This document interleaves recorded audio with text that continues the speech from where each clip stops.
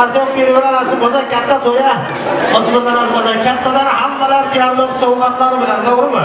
Bugün fakat yep, içip, varıkıp, kina, tamasha görüp, çallı çıralar bilen bir toya tamasha oturup, din calalda geldinizler. Lekin bar bilen toy dönemimizde her bir insan şu devramıza kadar yüreğinde yaxşiliyat arzulardan dolup geldinizler. Ben şimdi şurada devramızda tanıyanlar, şurada ustazımız, en büyük devanımız var şurada, Ahmet Ağlarımız, Açılıklar, yukarıda Allah'ın özleri olsa yerde bizlere akalatlı, akiretli, Lokman emeklerimizi iverip elbette adaşımız ulu hürmet bilen devramıza geleyim. Siz hem kuvvası orunda şurada devramıza, ben ulu hürmet verin. Size söz vermezsem ben ikinci birini ötebilirim ben adaş. Hürmetiniz çünkü büyük, hem şaşırtıcı ziyade olsun, falan olsun. Ama ki merhamet, ulu hürmet verin. Bir çırayla gelin verin. Assalamu alaikum, hurmatli mehmonlar, qarindoshlar. Mana bugun sizlar bilan naz-ne'matlarni boshida o'tiribmiz. Ularning sabablari Mahmudbek bilan Sakina xonim. Bu ikki yosh juvon men vaqt o'ynab kutib o'tiraman.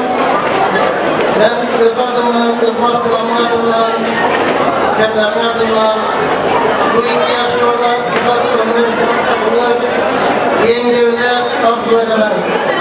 Ular bir debobiyat hayotimda emas, benim Turkmaniston chegida ham eng baxtli mashg'ulotlarning biri bo'lib yashasin. Baxtli, taxtli, o'g'illi, qizli bo'lsinlar.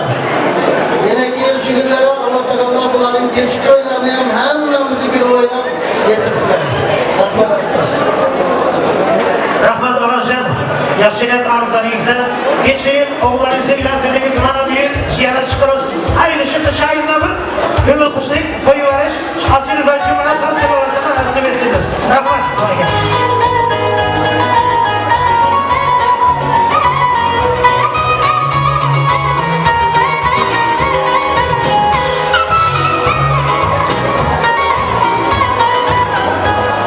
Aziz mehmonlar, aralarımızda soğukatlı geleler var olsa, yoki yüreğinde yaxshiyat arzulu mehmonlar bemalol gelip atları yazdırırlar. Olmasa mikrofonumuzun işleri yok. Bemalol istendi bir stola oturan yerinizde siz verip növbeti bilen beraberimiz. Bana toydaramızın nazil etmenleri ikinci taptırlarına, kuvurgaları bemalol yem içip avazı akskalar kılıçıp yine fakat yaxshiyat arzları yüreklerdeki aysan koysam yaxshiyatları tartmazdan öğrenimize yem içip yaxshiyat arzları kılıp beraberimiz. İntazlar ama yürek tamam, çep tamamlı olsa sağ taraf albatta sağ kol bu başkaça olur. Eğer hoş gelisizler toyda aramıza. Şamrada makine en biri yakın dostlarlara siz torun başında, doğru mu? Özlerinde bayrak barma şovalar tarafından bana uğrarsın. İstedik burası. Bir yaxshiyat arzlarını yaşlarımıza. Eğer marhamat.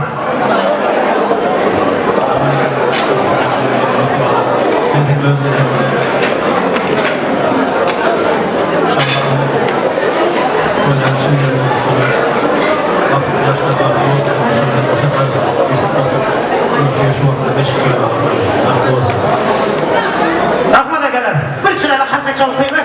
E'tiborlama, sening do'stlaringiz hech qachon yetmasin. Hamsha shu meros obamizning hamzibirlikli yoshlar zo'ralari bor bo'lib savob bermoqchiman.